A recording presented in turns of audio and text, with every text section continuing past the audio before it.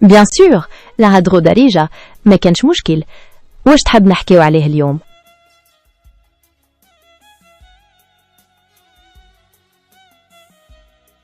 دونالد ترامب، واش تحب تعرف عليه بالضبط؟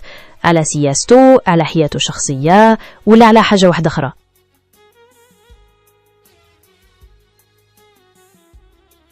ترامب شخصية مثيرة للجدل، كاين اللي يشوفوه ذكي بزاف وناجح، وكاين اللي يشوفوه مهبول وما يصلحش للسياسة.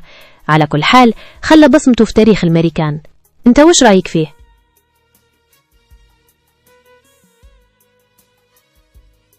أنا كنموذج لغوي ما عنديش رأي شخصي في ترامب ولا في أي شخص آخر.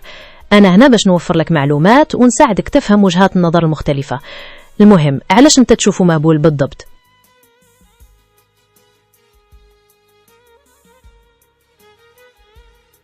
فهمتك، يعني أنت تشوف باللي قراراته السياسية هي اللي تخليه يبان مهبول في نظرك.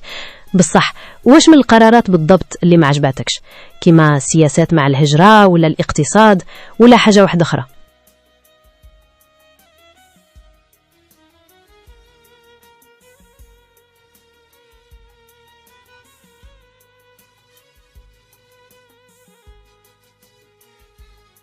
فهمت، يعني أنت تشوف باللي قراراته في سياسة الهجرة وموقفه من الحروب في الشرق الأوسط كما الحرب على إيران ولا غزة هما اللي يخليوه يبان مهبول.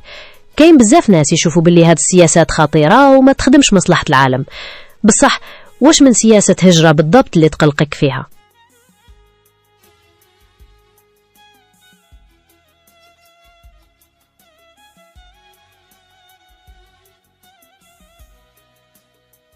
ايه، فهمت قصدك. سياسة الإقصاء والتجديد على الحدود خاصة مع المهاجرين من أمريكا اللاتينية هي من الحاجات اللي خلت بزاف ناس ينتقدوه.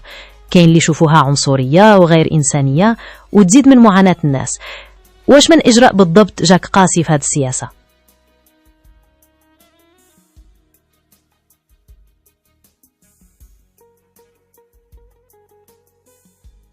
صح، علاقته بدول الجوار خاصة المكسيك كانت متوترة بزاف. الهضرة على الحيط اللي حاب يبنيه والتهديدات بالرسوم الجمركية هادو كامل خلقوا مشاكل وخلاو الجو مشحون. انت واش رايك؟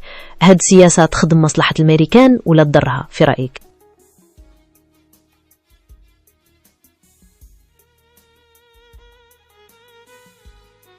يعني انت تشوف باللي هاد الشيء يقدر يضر الأمريكان أكثر من اللي ينفعها؟ بالك عندك الحق، كي تعادي دول الجوار تقدر تخسر في التبادل التجاري ولا في التعاون الأمني. وشنو، كاين ناس واحد اخرين يشوفوا العكس، يقول لك لازم الحزم باش نحميو الحدود. هي الحكاية معقدة وكل واحد كيفاش يحللها.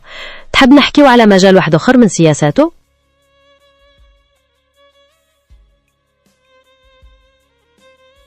ايه، سياسته مع ايران تاني قصة كبيرة.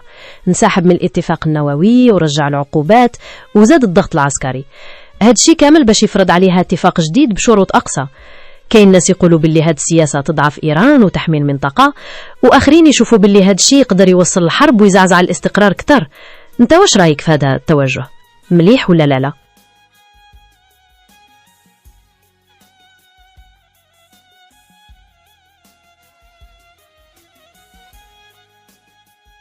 صح، إيران دولة قوية وعندها نفوذ كبير في المنطقة، وهذا التوجه يقدر يزيد التوتر ويوصل الحوايج ما تحمدش عقبها. بصح واش في رأيك البديل اللي كان لازم يديرو ترامب؟ التفاوض. كاين ناس بزاف يشوفوا باللي هو الحل باش تحل المشاكل بطريقة سلمية وتضمن الاستقرار. بصح واش من هذا التفاوض اللي كان ممكن ينجح في رأيك؟ هل العودة للاتفاق النووي القديم ببعض التعديلات ولا حاجة واحدة أخرى؟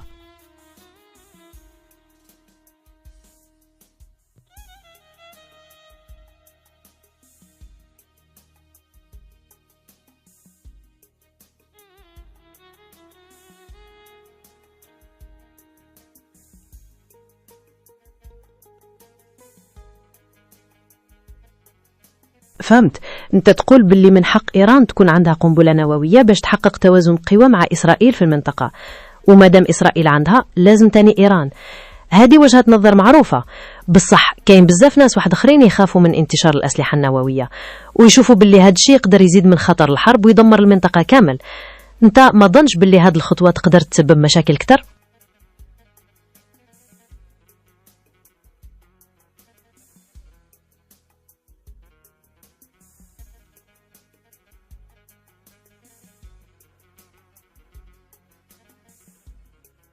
إيه صح، دول الخليج عندها مخاوف كبيرة من تمدد النفوذ الإيراني في المنطقة، وتشوف باللي امتلاك إيران للقنبلة النووية تهديد مباشر لها.